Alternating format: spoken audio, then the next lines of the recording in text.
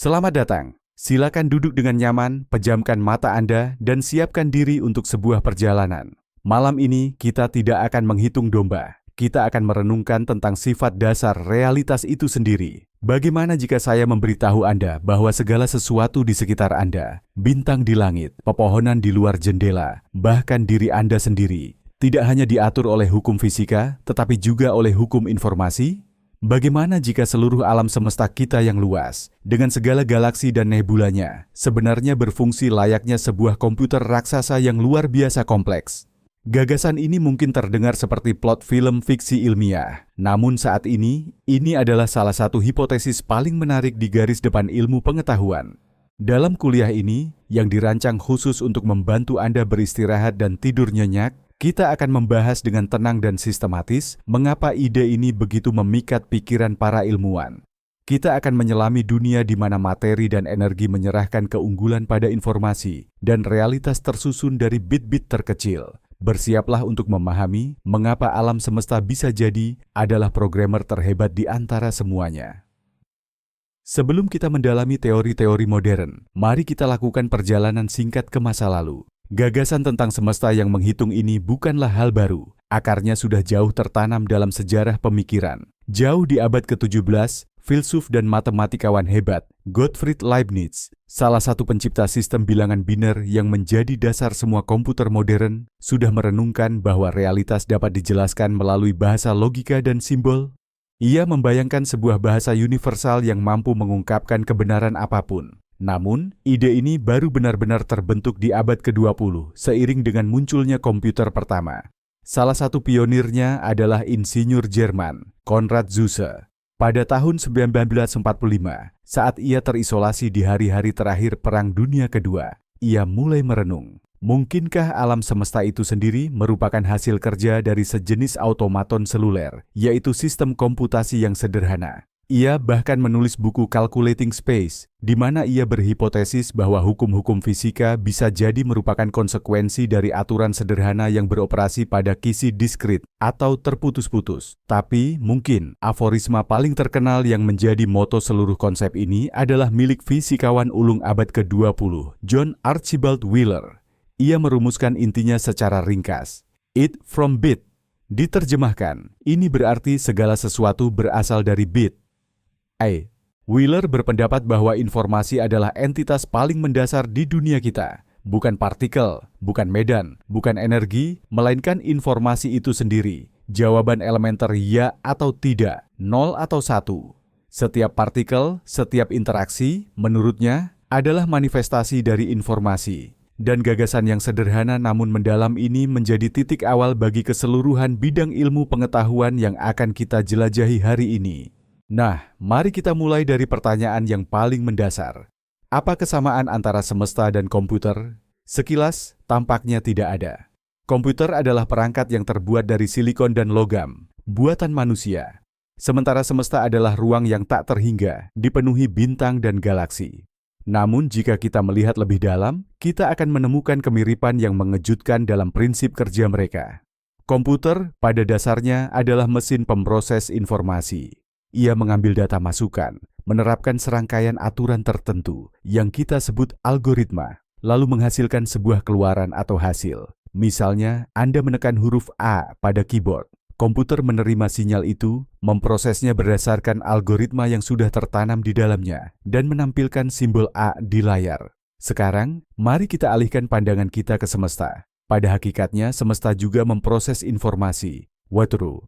Keadaan semesta pada satu momen waktu, misalnya posisi dan kecepatan semua partikel, dapat dianggap sebagai data masukan.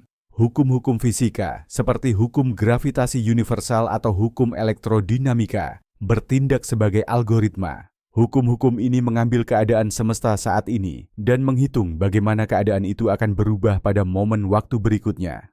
Sebuah planet bergerak di orbitnya bukan secara acak, melainkan dalam kepatuhan ketat terhadap algoritma yang kita kenal sebagai hukum gravitasi.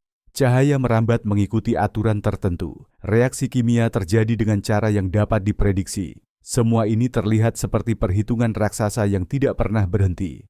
Semesta terus-menerus menghitung masa depannya sendiri berdasarkan keadaannya saat ini. Analogi inilah yang menjadi dasar hipotesis semesta yang menghitung, Calculating Universe Hypothesis. Para ilmuwan yang mendukung pandangan ini berpendapat bahwa jika sesuatu berperilaku seperti komputer, memproses informasi berdasarkan algoritma, maka mungkin pada tingkat yang paling fundamental ia memang adalah komputer. Ini bukan sekadar metafora yang indah. Ini adalah upaya untuk menemukan bahasa baru dalam mendeskripsikan realitas, bahasa informasi dan komputasi, yang mungkin terbukti jauh lebih dalam dan universal dibandingkan bahasa materi dan energi yang biasa kita gunakan. Untuk memahami bagaimana semesta ini bisa dianggap sebagai komputer, kita perlu memahami satu konsep kunci, informasi. Dalam kehidupan sehari-hari, kita terbiasa menganggap informasi sebagai pengetahuan, berita, teks dalam buku, atau data di dalam flash drive. Namun, dalam fisika, konsep ini memiliki makna yang jauh lebih dalam dan fundamental. Informasi adalah sesuatu yang memungkinkan kita membedakan satu keadaan dari keadaan lainnya. Bayangkan sebuah koin. Koin itu bisa terletak dengan sisi gambar head di atas atau sisi angka tail di atas. Kedua keadaan ini dapat dibedakan. Itu berarti koin tersebut mengandung satu bit informasi. Bit adalah satuan informasi paling dasar dan minimal, yaitu jawaban atas pertanyaan ya, tidak, benar, salah, 0 atau 1. Sekarang bayangkan, jika seluruh realitas pada tingkat yang paling mendasar terdiri dari bit-bit seperti ini. Setiap partikel elementer, setiap kuanta ruang, pada dasarnya menyimpan sejumlah informasi tertentu tentang sifat-sifatnya, tentang posisi, momentum, spin, dan muatannya. Ketika partikel berinteraksi, pada dasarnya mereka sedang bertukar informasi. Proses fisik, misalnya tabrakan dua elektron, dapat dilihat sebagai proses komputasi, di mana informasi tentang keadaan awal elektron diubah menjadi informasi tentang keadaan akhirnya. Gagasan bahwa informasi itu bersifat primer sepenuhnya mengubah cara pandang kita terhadap dunia. Sebelumnya, fisikawan meyakini bahwa balok-balok pembangun alam semesta yang fundamental adalah materi dan energi. Informasi hanyalah semacam properti yang menggambarkan keadaan materi tersebut. Namun, konsep it from bit membalikkan semuanya. Konsep ini menyatakan bahwa materi dan energi itu sendiri bersifat sekunder. Keduanya adalah manifestasi, atau bisa dibilang hasil dari pemrosesan entitas yang lebih fundamental, yaitu informasi. Bayangkan karakter dalam permainan komputer. Karakter tersebut terlihat terdiri dari piksel di layar, tetapi sebenarnya ia hanyalah serangkaian angka 0 dan 1 di memori komputer. Bagi karakter itu, piksel adalah realitas. Bagi kita itu hanyalah tampilan dari informasi. Begitu pula semesta kita, sangat mungkin ia hanyalah representasi agung dari suatu kode informasi yang fundamental. Kalau kita anggap semesta ini adalah sebuah komputer, maka dia pasti bekerja secara analog atau digital. Apa sebenarnya yang membedakan keduanya? Komputer analog beroperasi menggunakan besaran yang kontinu atau berkelanjutan. Bayangkan piringan hitam lama atau vinil. Trek suara di sana berupa garis tak terputus yang mengikuti bentuk gelombang suara secara persis. Atau bayangkan jam pasir, di mana pasirnya mengalir tanpa henti. Fisika klasik, yaitu fisika Newton dan Einstein, pada dasarnya bersifat analog. Fisika ini berasumsi bahwa ruang, waktu, dan energi bisa memiliki nilai apapun, bahkan nilai pecahan sekecil apapun. Di antara dua titik manapun di ruang, kita selalu bisa menemukan titik ketiga. Di antara dua momen waktu, kita bisa menemukan momen yang lain lagi. Sementara itu, komputer digital justru bekerja dengan nilai-nilai yang diskret atau terputus-putus. Ia hanya beroperasi menggunakan angka 0 dan 1. Semua informasi di dalamnya, baik itu musik, gambar, atau teks, pada akhirnya dipecah menjadi sejumlah bit elementer yang terbatas. Gambar pada layar monitor Anda terdiri dari jumlah piksel yang terbatas, dan setiap piksel memiliki warna tertentu. File musik terdiri dari sejumlah sampling terbatas yang menjelaskan volume suara pada waktu-waktu tertentu. Jadi, sebenarnya semesta kita ini bagaimana? Sudah lama diyakini bahwa semesta kita bersifat analog. Namun, pada awal abad ke-20, terjadi revolusi besar, munculnya mekanika kuantum. Ilmu ini membawa serta gagasan tentang diskretisasi. Ternyata pada tingkat yang paling fundamental, banyak besaran fisik yang tidak bisa bersifat kontinu. Mereka hanya ada dalam bentuk porsi atau kuanta yang terpisah. Misalnya, energi cahaya dipancarkan dan diserap hanya dalam porsi tertentu. Itulah yang kita sebut foton. Elektron dalam atom hanya dapat berada pada tingkat energi tertentu, layaknya anak tangga, dan tidak bisa berada di antara tingkat-tingkat tersebut. Penemuan ini menjadi argumen pertama dan sangat kuat bahwa semesta kita pada tingkat terdalamnya mungkin saja bersifat digital. Jika energi dikuantisasi, mengapa ruang dan waktu tidak dikuantisasi juga? Gagasan inilah yang kemudian menjadi dasar bagi konsep fisika digital. Gagasan bahwa ruang dan waktu mungkin tidak mulus dan kontinu, melainkan tersusun dari piksel-piksel terkecil yang tak terbagi, adalah salah satu konsep paling memukau dalam fisika modern. Jika alam semesta ini adalah komputer digital, maka layarnya pasti memiliki resolusi. Harus ada panjang minimum yang mungkin, dan selang waktu minimum yang paling singkat. Dan unit fundamental semacam itu benar-benar ada dalam fisika teoretis. Mereka disebut panjang Planck, Planck length, dan waktu Planck, Planck time. Panjang Planck adalah besaran yang luar biasa kecil, kira-kira 10 pangkat minus 35 meter. Untuk membayangkan betapa kecilnya itu, bayangkan sebuah atom. Sekarang, bayangkan seluruh alam semesta yang terlihat. Nah, perbandingan ukuran atom terhadap alam semesta hampir sama dengan perbandingan panjang Planck terhadap ukuran atom itu sendiri. Pais, ini adalah batas mendasar bagi keakuratan kita dalam menentukan posisi suatu objek. Diyakini bahwa pada skala yang lebih kecil dari ini, konsep ruang itu sendiri sudah kehilangan maknanya. Sama halnya, waktu Planck adalah waktu yang dibutuhkan cahaya untuk menempuh panjang Planck. Ini sekitar 10 pangkat minus 43 detik. Ini adalah momen tersingkat yang mungkin detak prosesor alam semesta. Tidak ada proses yang dapat terjadi lebih cepat dari ini. Lalu, apa yang terjadi pada skala Planck ini? Kita tidak tahu pasti, karena kita belum memiliki teknologi untuk melihat sedalam itu. Namun, teori-teori menduga bahwa pada level ini, ruang waktu berhenti menjadi mulus. Ia menjadi berbusa, berbutir, menyerupai struktur mendidih dari partikel virtual yang terus-menerus muncul dan menghilang. Ia tersusun dari piksel-piksel fundamental inilah. Jika ini benar, maka ini adalah indikasi langsung tentang sifat digital dari realitas kita.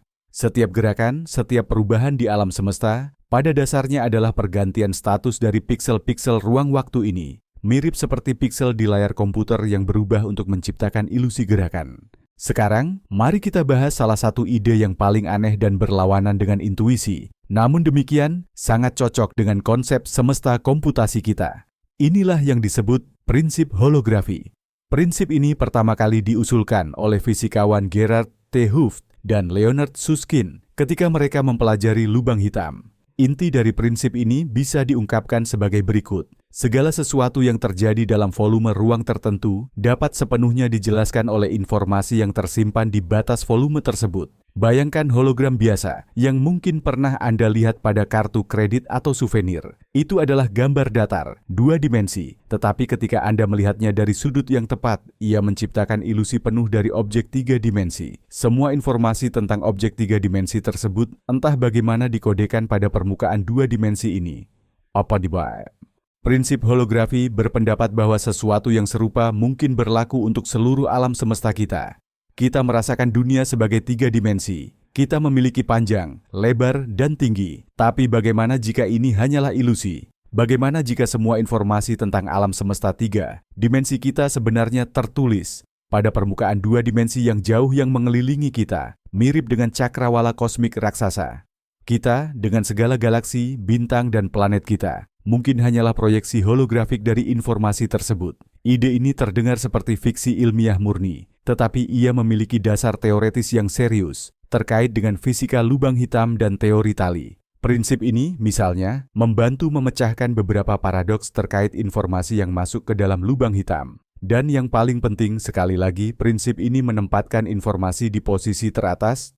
Jika seluruh realitas kita adalah hologram, maka entitas fundamental bukanlah ruang 3 dimensi, melainkan matriks informasi 2 dimensi yang memproyeksikannya. Ini adalah argumen kuat lainnya yang mendukung bahwa pada dasarnya, alam semesta adalah prosesor informasi. Lubang hitam, boleh dibilang, adalah objek paling misterius dan paling ekstrim di seluruh alam semesta. Namun, dari sudut pandang fisika informasi, objek-objek ini lebih dari sekadar monster kosmik. Mereka adalah penyimpanan dan pemproses informasi yang sangat canggih. Mari kita bedah alasannya. Menurut teori klasik, segala sesuatu yang melintasi cakrawala peristiwa, yaitu batas tak bisa kembali, akan hilang dari kita untuk selamanya. Bahkan cahaya pun tidak dapat lepas dari tarikannya. Oleh karena itu, semua informasi yang dibawa materi yang jatuh ke dalam lubang hitam, entah itu sebuah buku atau bahkan pesawat ruang angkasa, seolah-olah hancur tak bersisa. Namun, ini menimbulkan dilema besar dalam ilmu fisika. Salah satu hukum fundamental alam mengatakan bahwa informasi mutlak tidak dapat dimusnahkan. Informasi hanya dapat berubah wujud, menjadi sulit diakses, tetapi tidak pernah bisa lenyap tanpa jejak. Paradoks inilah yang kita kenal sebagai paradoks informasi lubang hitam, yang menghantui para fisikawan selama beberapa dekade. Solusinya, yang sebagian besar diajukan oleh Stephen Hawking, berkaitan erat dengan yang disebut prinsip holografi. Ternyata informasi tidak hilang di kedalaman lubang hitam. Sebaliknya, informasi tersebut tercetak atau tersimpan di permukaan cakrawala peristiwa itu sendiri. Lebih lanjut, ditemukan bahwa jumlah informasi maksimum yang dapat dikandung oleh suatu wilayah ruang justru sebanding dengan luas permukaannya, bukan volumenya, seperti yang mungkin kita duga. Batas ini, yang kita sebut batas Bekenstein, secara tepat dicapai oleh lubang hitam. Intinya, lubang hitam adalah pengemas informasi paling padat yang diizinkan oleh hukum alam semesta. Lubang hitam menyerap materi dan energi, dan semua informasi tentangnya tersimpan di cakrawala peristiwa. Kemudian melalui proses yang dikenal sebagai radiasi Hawking, lubang hitam akan menguap dengan sangat perlahan, mengembalikan informasi ini kembali ke alam semesta dalam bentuk yang terkode.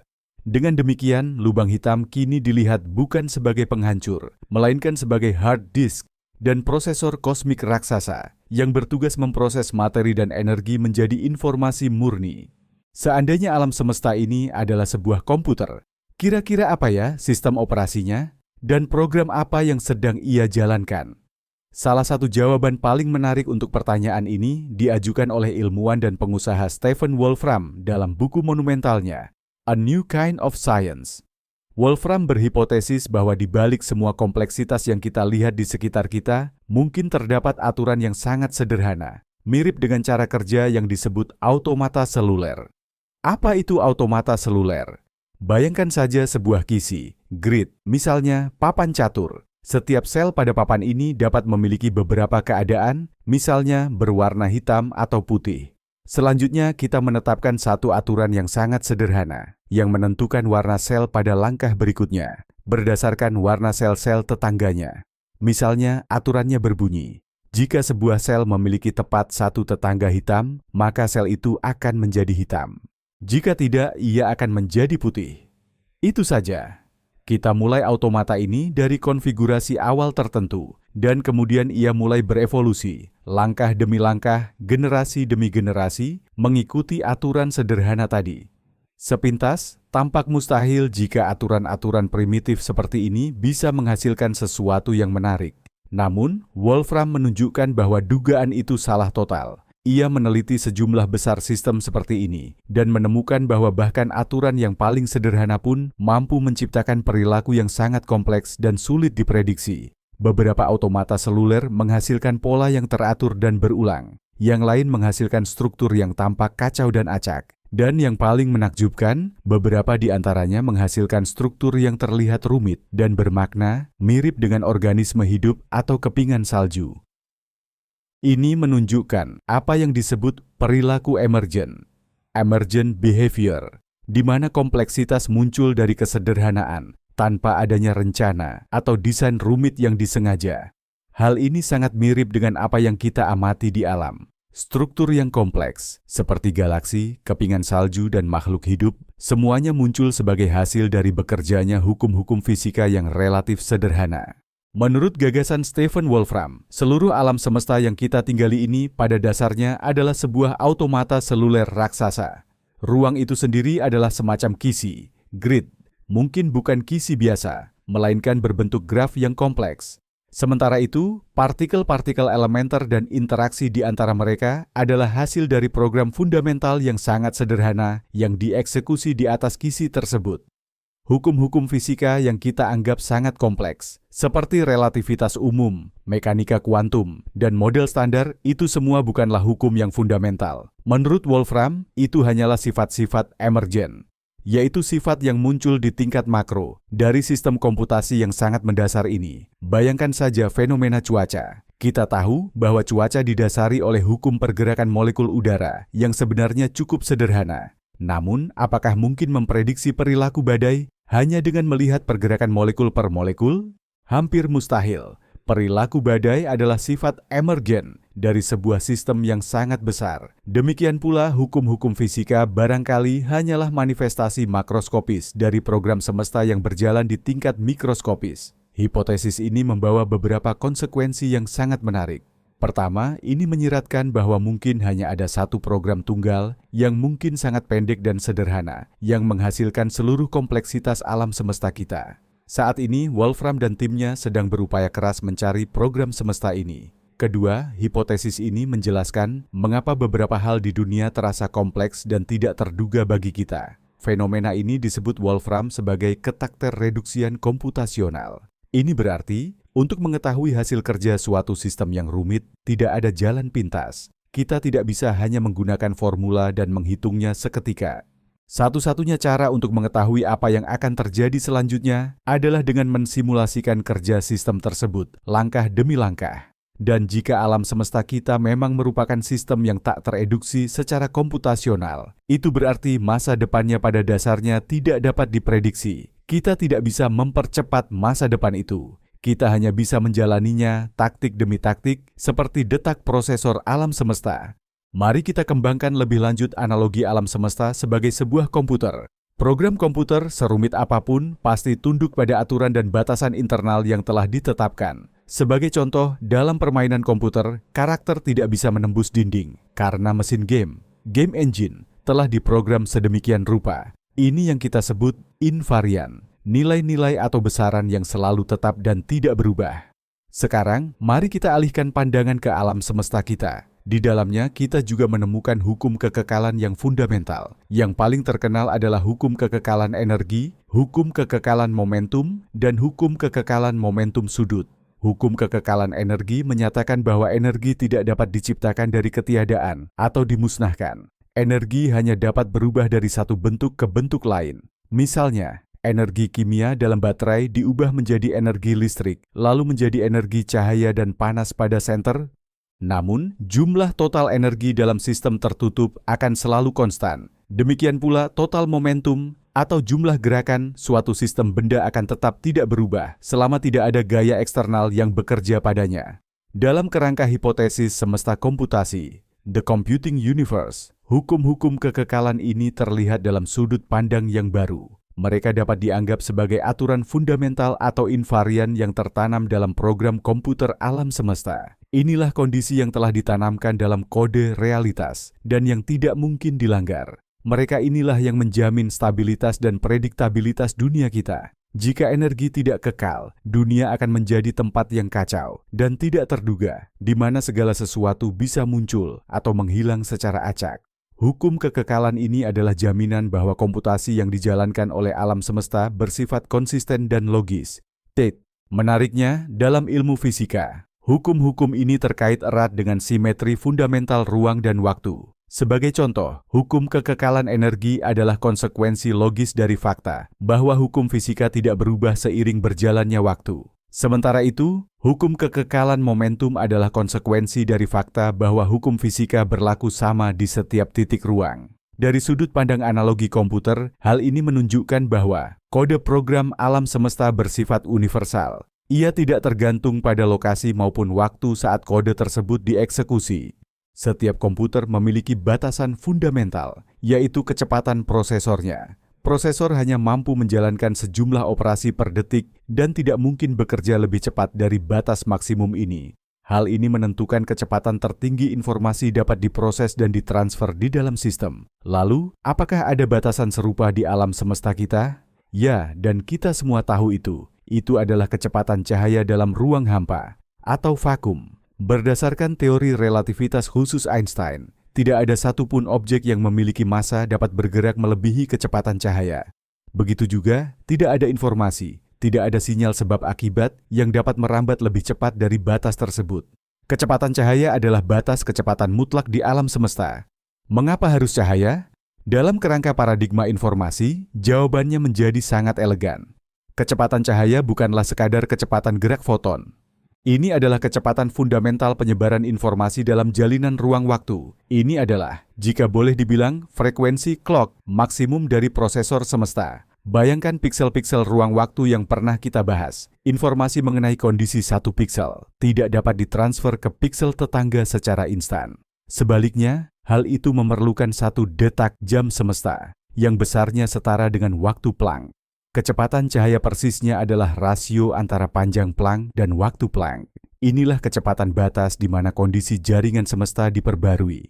Batas ini memiliki konsekuensi yang sangat mendalam. Ia menentukan struktur kausalitas, hubungan sebab akibat di dunia kita. Suatu peristiwa hanya dapat memengaruhi peristiwa lain jika sinyal cahaya sempat bergerak melintasi jarak di antara keduanya. Ini menciptakan apa yang disebut kerucut cahaya, light cone, untuk setiap peristiwa. Kerucut cahaya adalah wilayah ruang waktu yang dapat dipengaruhi peristiwa itu di masa depan dan yang juga mungkin memengaruhinya di masa lalu. Apapun yang berada di luar kerucut ini tidak memiliki hubungan kausal. Dengan demikian, batas kecepatan absolut yang kita amati dalam fisika dapat diartikan sebagai pembatasan fundamental pada kecepatan pemrosesan informasi di alam semesta kita yang sedang berkomputasi. Selama ini kita membahas alam semesta dengan perumpamaan komputer klasik yang bekerja menggunakan bit, yaitu 0 dan 1. Namun di peralihan abad ke-20 menuju ke-21, muncul konsep komputasi baru yang jauh lebih dahsyat, komputasi kuantum. Menariknya, dunia mekanika kuantum, dunia atom dan partikel elementer ternyata sangat mirip dengan dunia komputer kuantum. Apa perbedaan utamanya?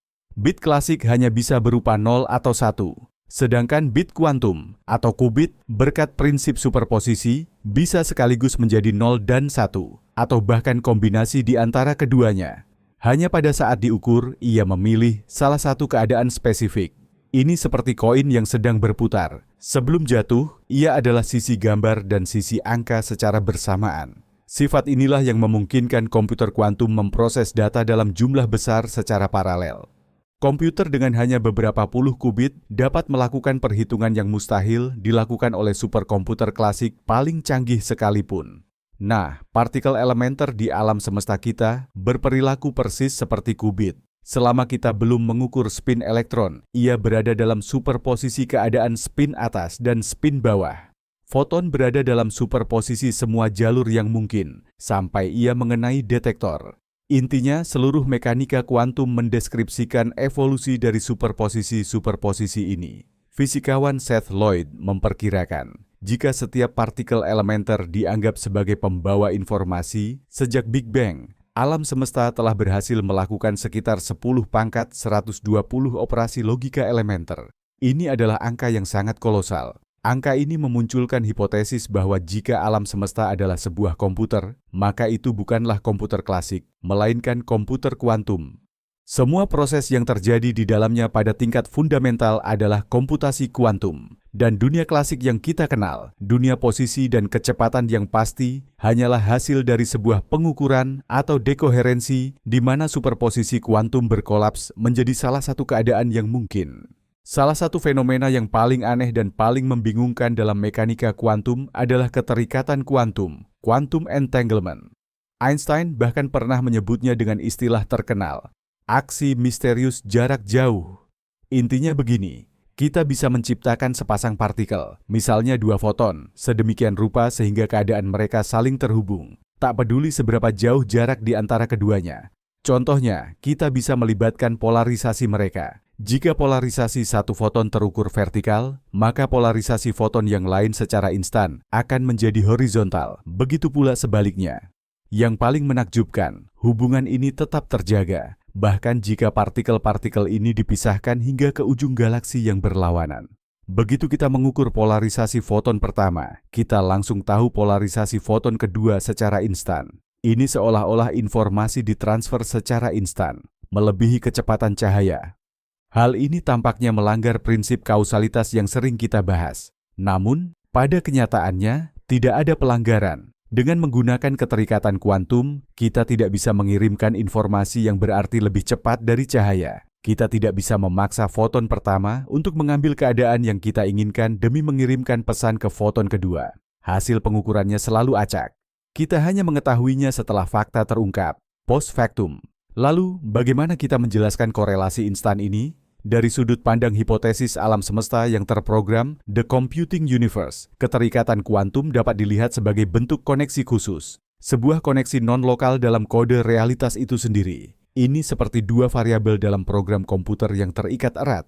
Perubahan pada salah satu variabel langsung tercermin pada variabel yang lain, dimanapun lokasinya dalam memori. Partikel yang terikat bukanlah dua entitas independen, melainkan sebuah sistem tunggal yang dijelaskan oleh satu fungsi gelombang umum, satu objek dalam program. Jarak spasial, jarak dalam ruang tidak relevan bagi koneksi ini. Hal ini menunjukkan bahwa pemahaman intuitif kita tentang ruang sebagai sesuatu yang memisahkan objek mungkin belum lengkap. Di tingkat informasi yang lebih dalam, segala sesuatu di alam semesta mungkin terhubung jauh lebih erat daripada yang kita bayangkan. Di ranah kuantum, kita menemukan satu lagi misteri besar yang dikenal sebagai masalah pengukuran. Menurut persamaan mekanika kuantum, sebuah sistem kuantum seperti elektron berada dalam banyak keadaan sekaligus atau dalam superposisi sebelum dilakukan pengukuran. Keadaan ini dijelaskan oleh apa yang kita sebut fungsi gelombang yang berevolusi secara mulus dan dapat diprediksi seiring berjalannya waktu. Namun, begitu kita mencoba mengukur properti apapun dari sistem ini, misalnya posisinya, sesuatu yang aneh terjadi, fungsi gelombang itu langsung runtuh, kolaps, dan sistem tersebut secara acak memilih salah satu keadaan yang mungkin. Elektron yang sebelumnya tersebar di seluruh ruang, tiba-tiba muncul di satu titik tertentu. Mengapa dan bagaimana keruntuhan ini terjadi? Apa yang begitu istimewa dari tindakan pengukuran itu? Ini adalah salah satu pertanyaan fisika yang paling mendalam dan belum terpecahkan. Ada banyak sekali interpretasi. Misalnya, interpretasi Copenhagen hanya berpostulat bahwa pengukuran adalah proses fundamental yang tidak dapat dijelaskan dengan persamaan yang sama. Sementara itu, interpretasi banyak dunia, many worlds, mengemukakan bahwa tidak ada keruntuhan. Sebaliknya, pada saat pengukuran, semesta terpecah menjadi banyak dunia paralel, di mana setiap dunia merealisasikan salah satu hasil yang mungkin. Dalam kerangka hipotesis komputasi, masalah pengukuran dapat dilihat dari sudut pandang yang sama sekali baru. Tindakan pengukuran adalah momen ketika semesta komputer harus menghitung dan menghasilkan hasil yang spesifik. Sebelum pengukuran, sistem berada dalam keadaan ketidakpastian, dalam bentuk serangkaian probabilitas, mirip dengan bagaimana komputer menyimpan data dalam bentuk distribusi probabilitas. Pengukuran adalah permintaan kepada sistem yang memaksanya untuk menyelesaikan perhitungan dan memberikan jawaban yang pasti. Mengapa hasilnya acak?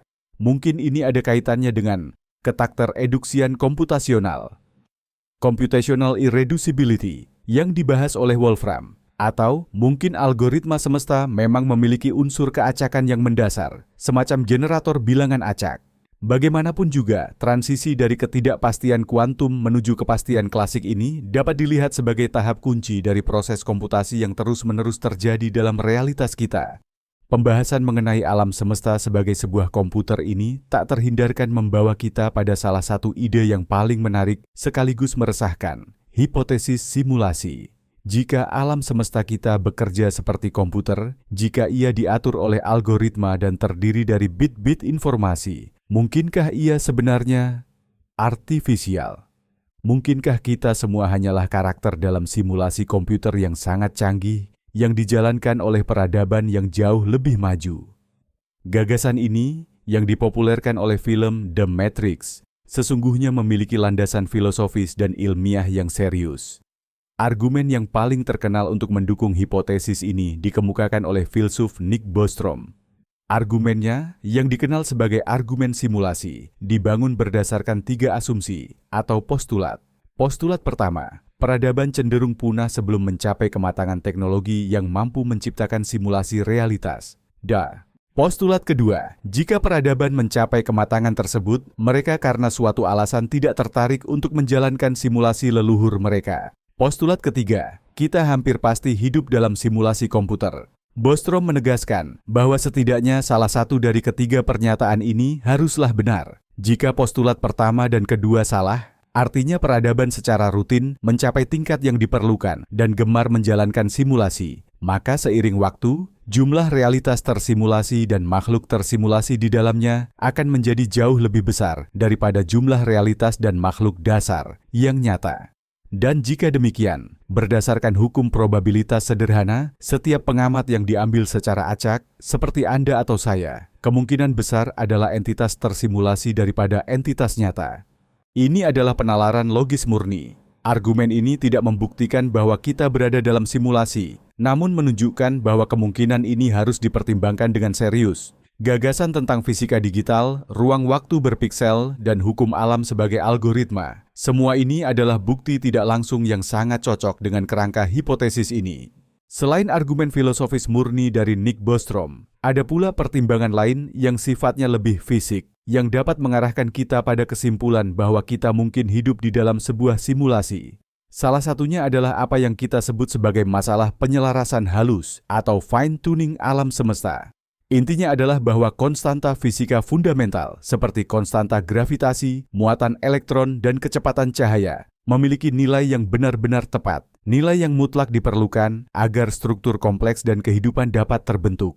Seandainya salah satu saja dari konstanta ini sedikit berbeda, alam semesta akan menjadi tempat yang sangat berbeda. Bintang-bintang tidak akan bisa menyala, unsur-unsur berat tidak akan terbentuk, kimia tidak akan muncul, dan akibatnya, kehidupan seperti yang kita kenal tidak akan pernah ada. Lantas, mengapa alam semesta seolah disetel atau ditune dengan begitu sempurna khusus untuk kita? Ada beberapa penjelasan untuk ini. Sebagian melihatnya sebagai campur tangan Sang Pencipta. Yang lain merujuk pada prinsip antropik. Kita mengamati alam semesta seperti ini, karena di alam semesta yang berbeda, kita tidak akan mungkin muncul. Pihak ketiga mengemukakan hipotesis multiverse, di mana ada jumlah tak terbatas alam semesta dengan hukum dan konstanta yang berbeda, dan kita beruntung berada di salah satu yang ramah terhadap kehidupan. Namun, hipotesis simulasi menawarkan jawaban lain yang sangat sederhana. Konstanta-konstanta itu disetel dengan sangat halus, karena memang sudah diprogram oleh seorang programmer. Para pencipta simulasi hanya memilih parameter untuk dunia virtual mereka sedemikian rupa sehingga kompleksitas dapat muncul dan berkembang di dalamnya. Ini mirip dengan cara pengembang game menyesuaikan parameter mesin fisika, physics engine, agar permainan menjadi menarik dan dapat dimainkan, playable, dan deity. Argumen lain adalah tentang bagaimana alam semesta itu sendiri dapat dipahami, knowable. Mengapa dunia kita dijelaskan dengan sangat baik oleh bahasa matematika? Mengapa kita, makhluk yang berevolusi hanya untuk bertahan hidup di sabana Afrika, mampu memahami hukum mekanika kuantum dan kosmologi? Mungkin, karena alam semesta itu sendiri dibangun berdasarkan prinsip matematika dan logika, layaknya program komputer manapun.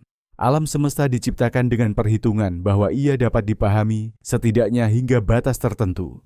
Jika kita benar-benar hidup dalam simulasi komputer, pertanyaan alamiah pun muncul. Mungkinkah kita bisa membuktikannya? Bisakah kita menemukan bug dalam kode atau glitch dalam matriks yang akan membongkar sifat buatan dari realitas kita? Beberapa ilmuwan percaya ini mungkin. Mereka menyarankan agar kita mencari anomali dan ketidaksesuaian dalam data dari eksperimen fisika kita. Misalnya, jika ruang waktu kita bukanlah entitas yang kontinu, melainkan kisi-kisi diskret seperti yang pernah kita bahas, maka ini seharusnya memaksakan batasan tertentu pada proses fisik. Fisikawan teoretis Silas Bean berhipotesis bahwa kisi-kisi semacam itu akan menyebabkan anisotropi. Artinya, sifat-sifat fisik akan bergantung pada arah. Secara khusus, partikel berenergi sangat tinggi, atau yang kita sebut sinar kosmik, seharusnya tidak bergerak secara identik melintasi kisi-kisi ini di setiap arah.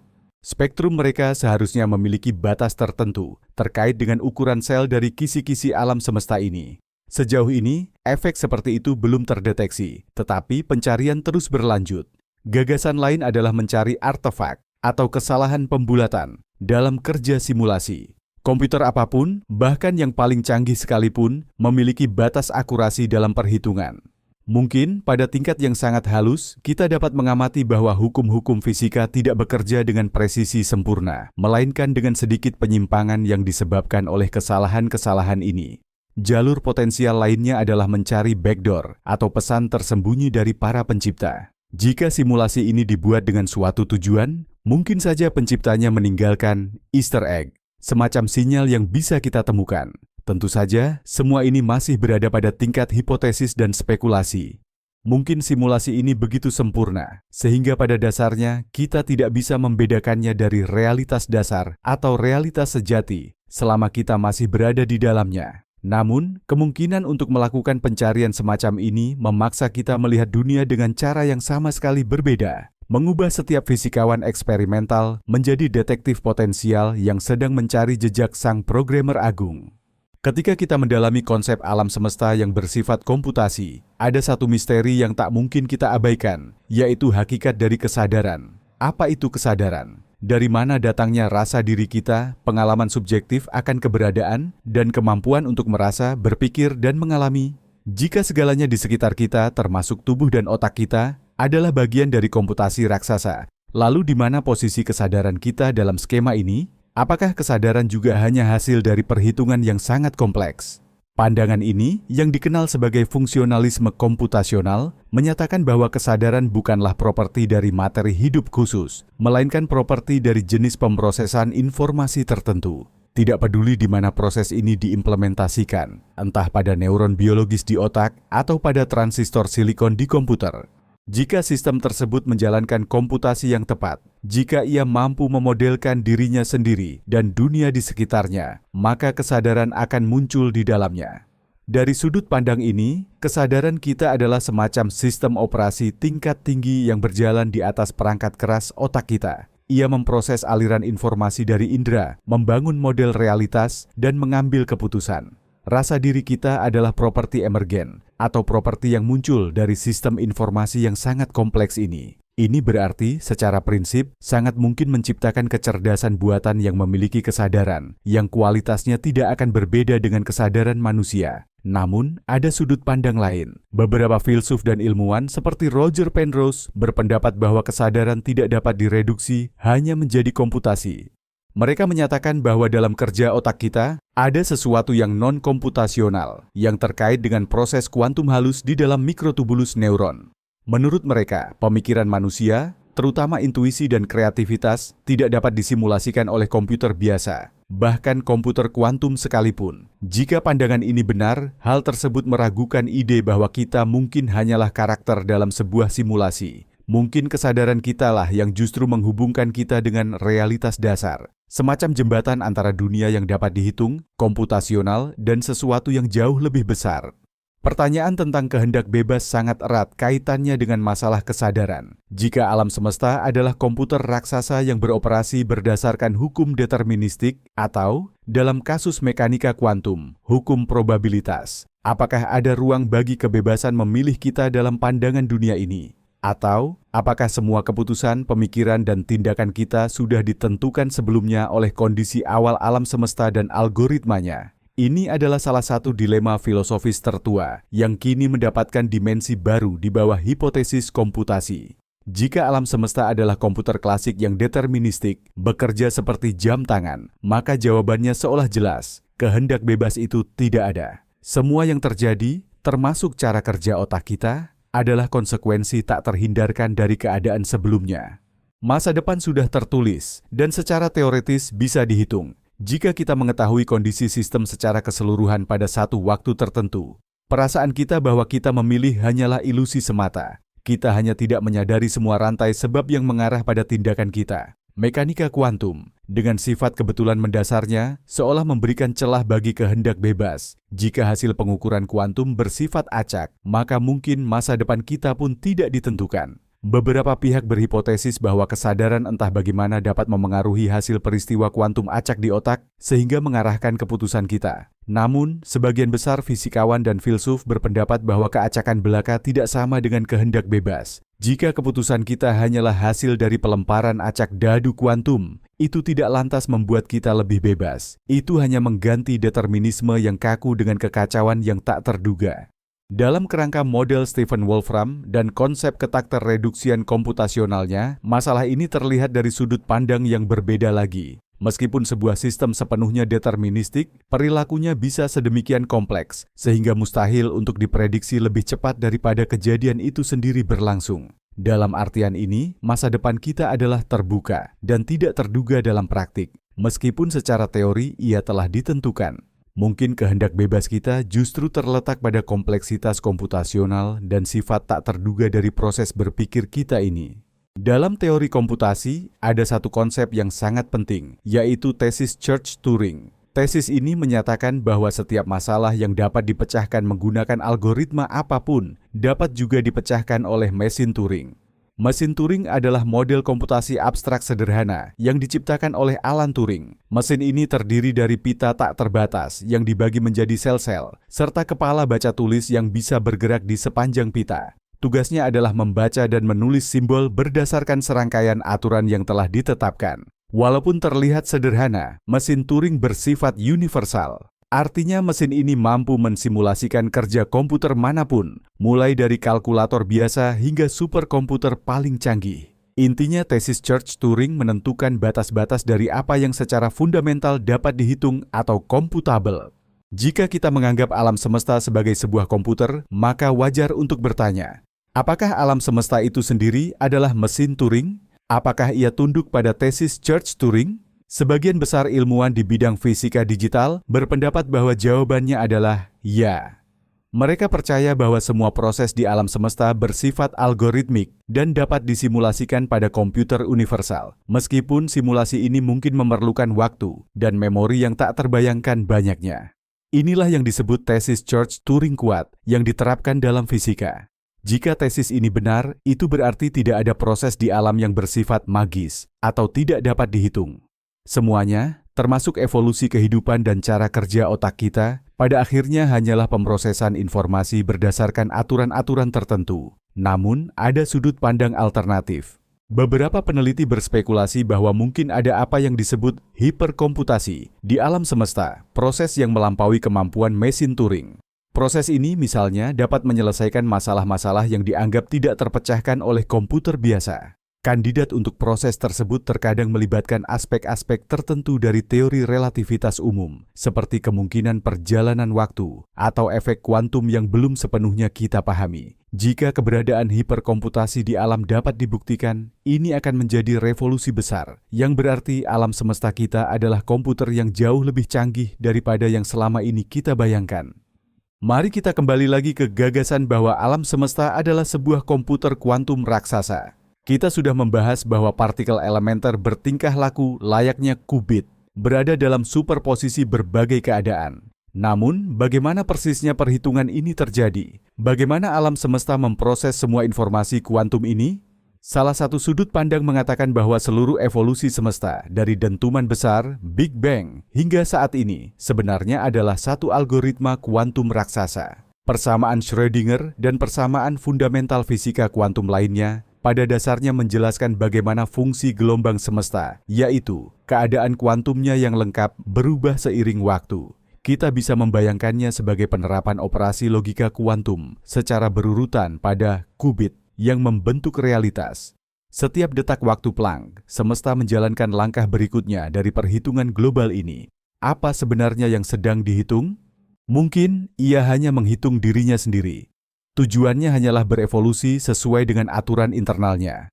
Namun, ada juga hipotesis yang lebih eksotis. Contohnya, beberapa ilmuwan menduga bahwa alam semesta sedang memecahkan semacam masalah komputasi yang rumit.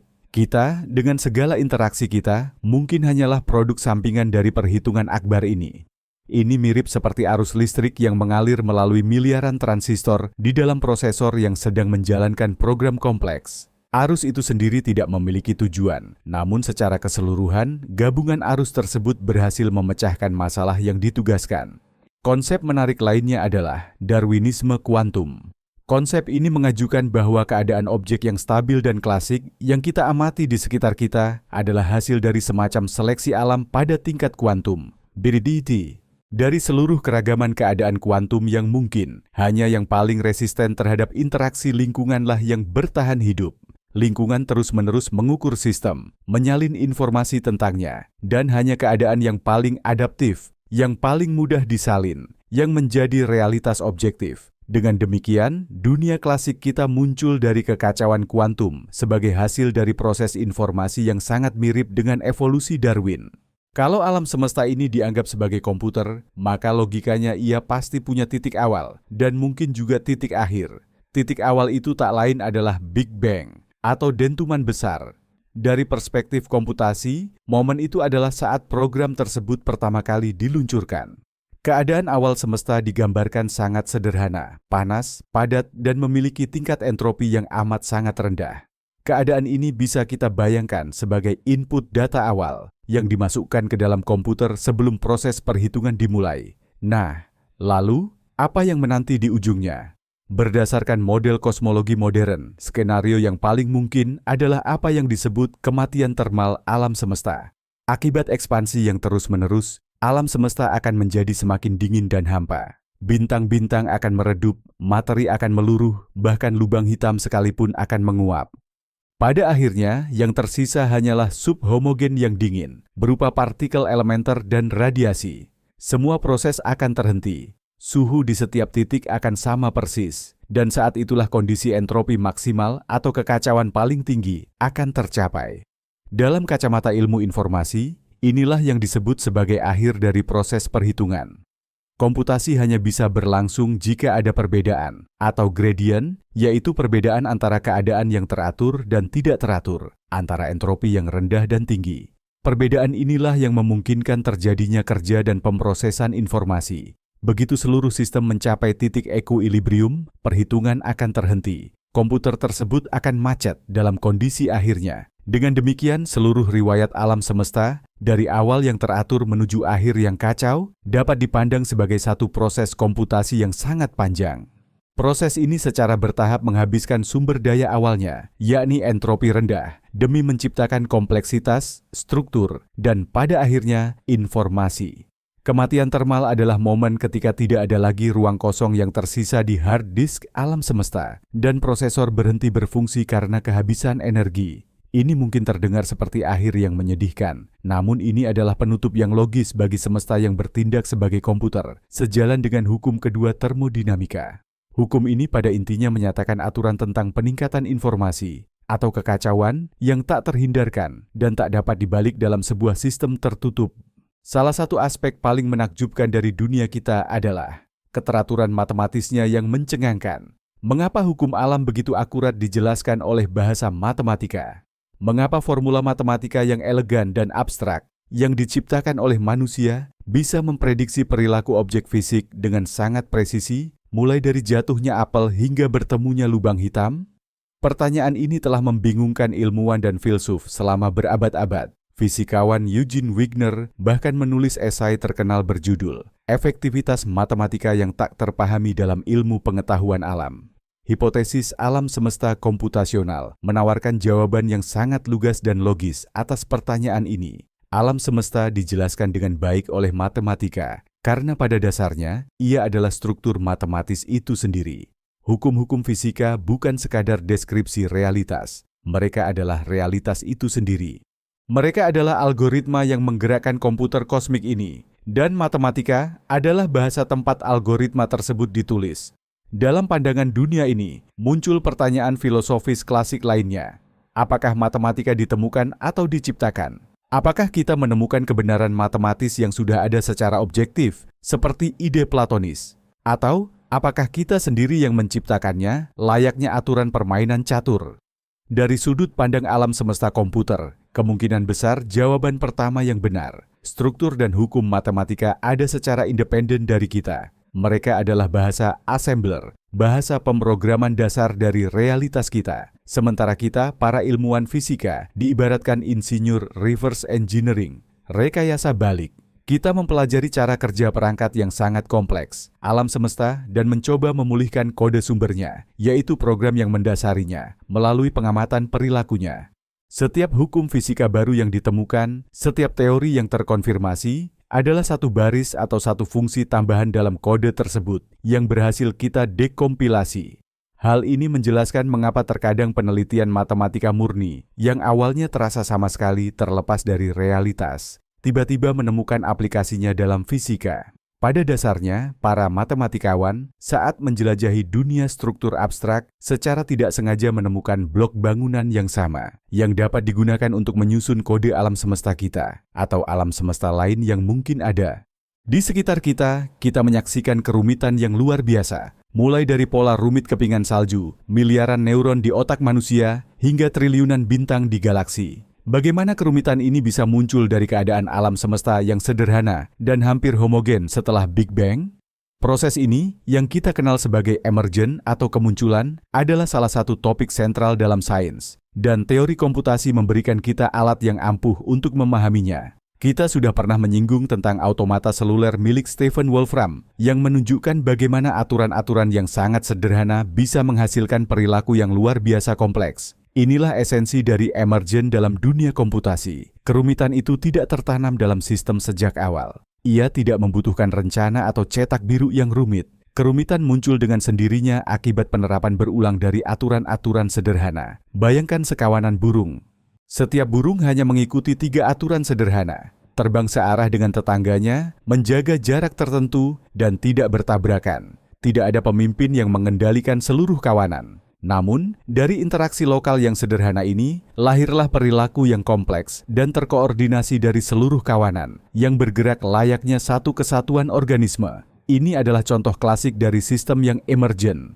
Teori kompleksitas yang mempelajari sistem semacam ini berpendapat bahwa alam semesta kita mungkin telah disetel sedemikian rupa sehingga berada di tepi kekacauan, the edge of chaos. Ini adalah keadaan di mana sistem tidak sepenuhnya teratur dan statis, tetapi juga tidak sepenuhnya kacau dan tidak terduga. Justru di tepi inilah struktur paling menarik dan kompleks muncul, struktur yang mampu menyimpan dan memproses informasi, serta memiliki kemampuan swa-organisasi dan adaptasi. Kehidupan tampaknya adalah contoh paling cemerlang dari fenomena ini. Ia memanfaatkan hukum fisika dan kimia untuk menciptakan struktur informasi yang semakin kompleks, yang mampu bertahan hidup dan bereproduksi. Dari sudut pandang komputasi, evolusi kehidupan adalah algoritma pencarian yang menjelajahi ruang konfigurasi yang sangat besar dan menemukan konfigurasi yang paling stabil dan efisien untuk memproses informasi dan energi. Jika alam semesta adalah sebuah komputer, apakah ia memiliki batasan-batasan mendasar serupa dengan batasan yang dimiliki oleh komputer buatan kita? Pada abad ke-20, matematikawan Kurt Gödel membuktikan 2 teorema ketidaklengkapan terkenalnya yang berhasil mengguncang landasan matematika dan logika. Teorema pertama menyatakan bahwa dalam sistem formal yang cukup kompleks dan konsisten, seperti aritmetika, akan selalu ada pernyataan-pernyataan yang benar, namun mustahil untuk dibuktikan atau disanggah dalam kerangka sistem itu sendiri. Seolah-olah, pernyataan ini berada di luar batasnya. Teorema kedua menyebutkan bahwa sistem semacam itu tidak dapat membuktikan konsistensinya sendiri. Kedua teorema ini menetapkan batasan mendasar tentang apa yang dapat kita buktikan melalui logika formal. Alan Turing kemudian menunjukkan adanya hubungan erat antara keterbuktian dan keterhitungan, komputabilitas. Secara khusus, ia membuktikan keberadaan apa yang disebut masalah penghentian, the halting problem, yaitu tidak ada algoritma umum yang dapat menentukan apakah program dan data masukannya akan berakhir suatu saat nanti atau berjalan selamanya. Hasil-hasil ini memiliki implikasi filosofis yang mendalam bagi fisika, terutama jika kita menerima hipotesis alam semesta yang berkomputasi. Jika hukum fisika adalah sistem formal, maka teorema Gödel bisa berarti ada kebenaran fisik tentang alam semesta kita yang pada dasarnya tidak akan pernah bisa kita turunkan dari hukum-hukum tersebut. Mungkin ada fenomena fisik yang tidak dapat dibuktikan, unprovable. Masalah penghentian, pada gilirannya, dapat berarti bahwa kita tidak akan pernah bisa menciptakan prediktor masa depan yang universal. Tidak akan ada teori segalanya yang memungkinkan kita dengan mengetahui kondisi awal untuk memprediksi dengan akurasi 100%. Apakah suatu proses fisik akan berhenti? Misalnya, apakah itu akan menghasilkan pembentukan lubang hitam atau berlanjut tanpa akhir? Batasan-batasan kognitif ini mungkin bukan sekadar akibat dari ketidaksempurnaan kita, melainkan sifat fundamental dari sifat komputasi realitas itu sendiri. Tentu saja, penting untuk dipahami bahwa hipotesis alam semesta komputasional, meskipun sangat elegan dan menarik, bukanlah teori ilmiah yang diterima secara universal. Ini lebih merupakan program penelitian, sebuah koleksi ide dan metafora yang membantu para ilmuwan melihat masalah lama dari sudut pandang yang baru. Hipotesis ini memiliki kritikus serius dan tantangan yang belum terpecahkan. Salah satu masalah utamanya adalah transisi dari diskrit ke kontinu.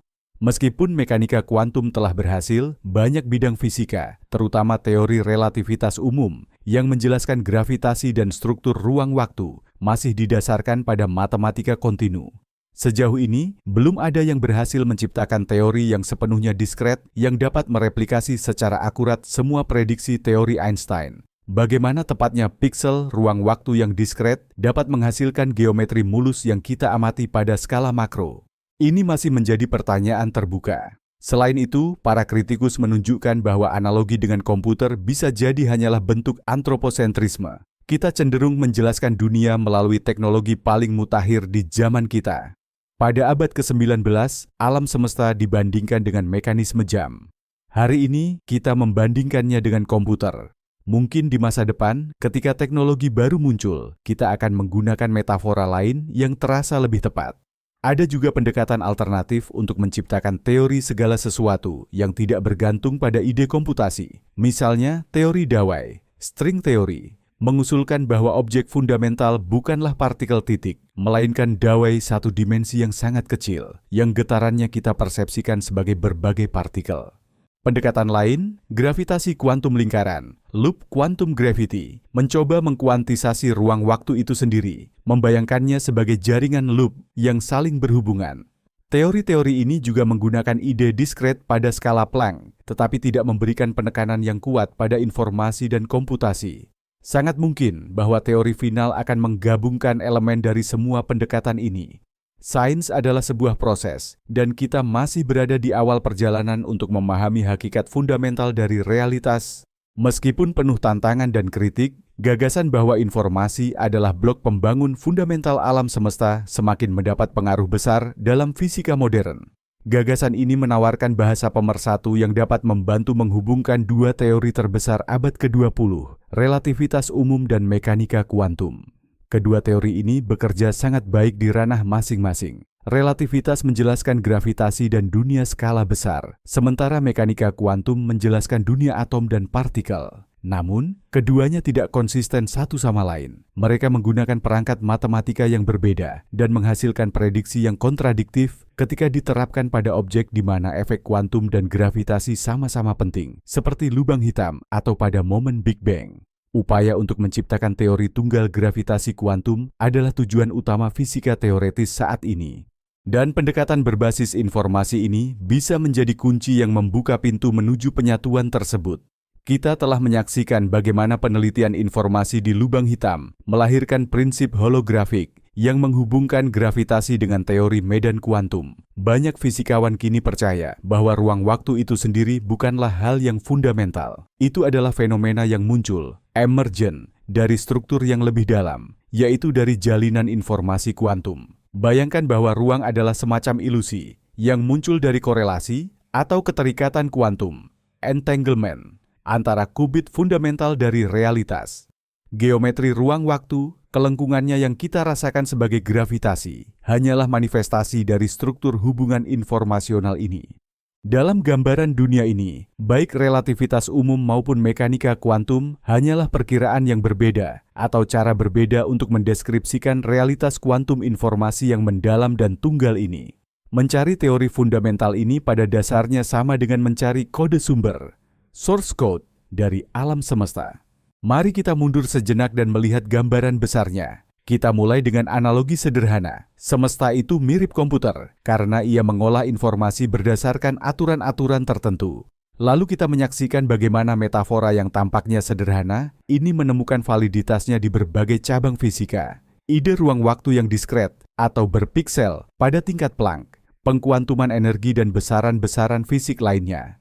Prinsip holografis yang menyatakan bahwa realitas 3 dimensi kita mungkin adalah proyeksi informasi dari permukaan 2 dimensi. Lubang hitam sebagai penyimpan dan pengolah informasi paling efisien di alam semesta. Hukum kekekalan sebagai invarian dari program semesta dan kecepatan cahaya sebagai frekuensi clock maksimalnya. Mekanika kuantum sebagai deskripsi cara kerja komputer kuantum raksasa, di mana partikel adalah qubitnya dan entanglement adalah koneksi non-lokal di dalam kode. Bahkan fenomena kompleks seperti munculnya kompleksitas dan kehidupan menemukan penjelasannya dalam kerangka teori komputasi dan sistem yang bersifat emergent. Konsep ini menawarkan pandangan yang utuh dan kohesif tentang dunia. Ia menempatkan entitas yang lebih abstrak dan mungkin lebih fundamental, yaitu informasi, bukan materi atau energi, sebagai pusatnya. Ia mengubah hukum fisika dari sekadar aturan mistis yang dipaksakan pada dunia dari luar, menjadi properti imanen, algoritma dari sistem yang beroperasi itu sendiri. Konsep ini memberi kita bahasa baru dan alat baru untuk menyelidiki misteri eksistensi yang paling mendalam. Tentu saja, ini tidak berarti kita telah memahami segalanya. Sebaliknya, pandangan dunia ini justru memunculkan lebih banyak pertanyaan. Namun, ini adalah pertanyaan-pertanyaan yang baik. Ini adalah pertanyaan yang mendorong ilmu pengetahuan maju dan memaksa kita untuk memikirkan kembali pemahaman paling mendasar tentang apa itu realitas.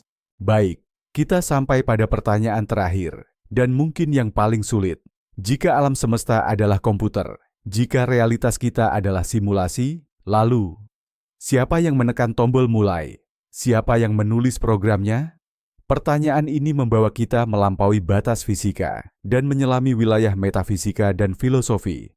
Sains, berdasarkan definisinya, hanya mempelajari program itu sendiri, aturan, struktur, dan perilakunya.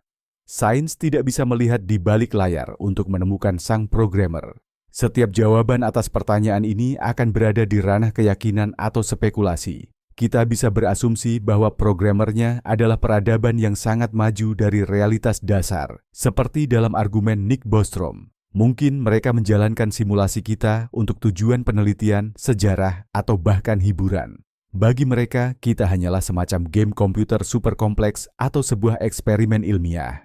Kemungkinan lain adalah bahwa alam semesta kita merupakan bagian dari hierarki simulasi yang tak terbatas. Kita disimulasikan oleh satu peradaban, yang kemudian disimulasikan lagi oleh peradaban lain, dan seterusnya. Entah itu sampai tak terhingga, atau sampai kita mencapai realitas dasar yang paling fundamental. Ide lain yang lebih abstrak adalah bahwa alam semesta merupakan sistem yang mengatur diri sendiri dan menghitung diri sendiri. Tidak ada programmer eksternal di dalamnya. Alam semesta sendirilah yang melahirkan hukum dan strukturnya melalui proses yang kita sebut seleksi alam kosmologis. Mungkin ada banyak alam semesta, dan hanya yang bertahan hidup adalah alam semesta yang hukum-hukumnya memungkinkan kompleksitas dan keberadaan para pengamat. Akhirnya, pertanyaan ini tak terhindarkan bergema dengan konsep agama dan teologi tradisional tentang Sang Pencipta.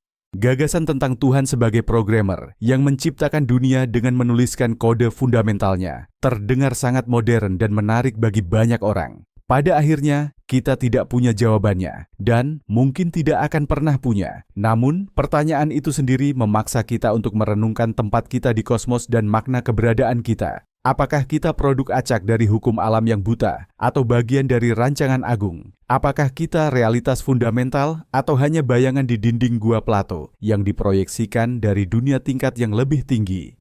Kita telah sampai di akhir perjalanan panjang dan mendalam kita mengenai hipotesis alam semesta yang berhitung, Calculating Universe. Kita melihat bahwa gagasan ini bukanlah sekadar fiksi ilmiah, melainkan sebuah paradigma ilmiah serius yang menyatukan konsep-konsep dari fisika, ilmu komputer, dan filsafat. Ia mengajak kita untuk melihat realitas melalui prisma informasi dan perhitungan, komputasi. Mari kita ingat kembali poin-poin kunci dari pandangan ini. Alam semesta berperilaku seperti komputer karena ia memproses informasi, yaitu status partikel, menggunakan algoritma, yaitu hukum-hukum fisika. Pada tingkat paling mendasar, yakni tingkat Planck, ruang dan waktu mungkin bersifat diskret atau terpikselisasi, yang mengindikasikan sifat digital dari realitas. Mekanika kuantum, dengan konsep superposisi dan keterikatannya, entanglement, menjadikan alam semesta menyerupai komputer kuantum raksasa. Prinsip holografik berpendapat bahwa realitas 3 dimensi kita mungkin hanyalah proyeksi informasi yang tersimpan pada batas 2 dimensi. Sementara itu, hipotesis simulasi membawa logika ini ke puncaknya, dengan asumsi bahwa alam semesta kita mungkin adalah program yang sengaja diciptakan. Gambaran dunia semacam ini mungkin terdengar dingin dan mekanistik, seolah-olah menghilangkan misteri dan keajaiban dari dunia ini. Namun, menurut pandangan saya, justru sebaliknya. Kesadaran bahwa kita mungkin adalah bagian dari komputasi agung yang luar biasa rumit, yang telah berlangsung selama hampir 14 miliar tahun, justru mengisi keberadaan kita dengan makna baru yang mendebarkan. Hal ini sama sekali tidak meremehkan keindahan matahari terbenam atau kompleksitas perasaan manusia. Sebaliknya, ini justru membuat kita semakin kagum betapa elegan dan kuatnya program fundamental tersebut yang mampu melahirkan semua keindahan dan kerumitan ini hanya dari aturan-aturan paling sederhana. Ini mengubah kita dari sekadar penghuni pasif di alam semesta menjadi penjelajah aktif yang berusaha memecahkan kodenya. Sebagai penutup, penting untuk digarisbawahi bahwa hipotesis alam semesta yang mampu menghitung, The Computing Universe Hypothesis, ini adalah, di atas segalanya, sebuah instrumen pemikiran yang sangat kuat. Hipotesis ini memberi kita bahasa baru yang ternyata sangat efektif untuk mendeskripsikan realitas. Mungkin di masa depan, hipotesis ini akan terbantahkan atau digantikan oleh teori yang lebih superior. Namun bisa juga, ia justru akan mendapatkan konfirmasi eksperimental dan menjadi fondasi bagi fisika abad ke-21. Apapun hasil akhirnya, hipotesis ini telah mengubah cara pandang kita terhadap banyak pertanyaan mendasar. Ia memaksa kita untuk merenungkan apa itu informasi dan apa perannya dalam struktur kosmos. Ia menunjukkan bagaimana kompleksitas tak terbatas dapat lahir dari kesederhanaan yang ekstrim. Hipotesis ini menghapus batas antara yang fisik dan yang abstrak, antara materi dan matematika, dan tentu saja ia menghadapkan kita pada pertanyaan eksistensial yang paling mendalam. Siapakah kita? Dari mana kita berasal? Dan apakah hakikat sejati dari realitas kita? Hipotesis ini adalah pengingat yang kuat bahwa semesta jauh lebih aneh, menakjubkan, dan misterius daripada yang pernah kita bayangkan. Penemuan terbesar menunggu kita di persimpangan disiplin ilmu, di mana fisika bertemu informatika dan sains bertemu filosofi. Saat Anda mulai terlelap, biarkanlah pikiran-pikiran ini mengalir bebas di dalam kesadaran Anda. Bayangkan semesta sebagai samudera informasi, di mana setiap gelombang, setiap partikel adalah hasil dari perhitungan abadi yang luar biasa besar. Dan Anda bukanlah sekadar butiran pasir di samudera itu. Anda adalah bagian integral darinya. Sebuah bagian yang mampu menyadari dan mencoba memahami keagungan serta kompleksitas dari seluruh proses ini. Dan disinilah mungkin terletak salah satu tujuan utama dari perhitungan kosmis ini. Dan disinilah kita sekarang, dalam keheningan ini, ditemani satu pemikiran yang sangat menakjubkan. Pemikiran bahwa jalinan realitas tidak terbuat dari materi, melainkan dari informasi. Bahwa ruang di sekitar kita mungkin tersusun dari piksel-piksel yang tak terlihat. Dan waktu mengalir dalam langkah-langkah diskrit, sekecil skala Planck. Tentu saja, bagian yang paling mencengangkan dari kisah ini adalah prinsip holografik. Gagasan bahwa realitas kita yang 3 dimensi, padat dan terasa nyata ini mungkin hanyalah sebuah proyeksi, sebuah hologram yang direkam pada batas 2 dimensi yang sangat jauh. Bisa jadi kita tidak hidup di dalam bukunya, melainkan hanya pada sampulnya. Ini benar-benar membalikkan semua pemahaman intuitif kita tentang dunia. Dan tentu saja ada hipotesis simulasi yang mengubah kita dari pengendali takdir menjadi karakter dalam program orang lain, memaksa kita melihat kembali segala sesuatu yang kita anggap nyata. Kesimpulan utama dari perjalanan kita sederhana, memandang semesta sebagai komputer raksasa bukan sekadar permainan pikiran. Ini adalah pendekatan ilmiah yang sangat subur, yang kini sudah membantu memecahkan misteri fisika paling kompleks, dan mungkin suatu hari nanti akan membawa kita pada teori segalanya. Terima kasih telah meluangkan waktu bersama saya, tenggelam dalam perenungan yang mendalam dan menenangkan ini. Saya harap ceramah ini membantu Anda rileks dan bersiap untuk tidur. Jika Anda menyukai perjalanan ke kedalaman sains ini, mohon berikan like dan subscribe ke kanal kami, agar tidak ketinggalan ceramah tidur kami yang berikutnya. Dan sekarang, sebelum Anda benar-benar terlelap, izinkan saya mengajukan satu pertanyaan. Tuliskan jawabannya di kolom komentar saat Anda terbangun nanti. Seandainya Anda sesaat saja diberi akses ke kode sumber semesta kita, dan Anda hanya bisa mengubah satu baris, satu konstanta, atau satu aturan saja, apa yang akan Anda ubah dan mengapa? Selamat malam, dan semoga mimpi indah tentang semesta yang sedang menghitung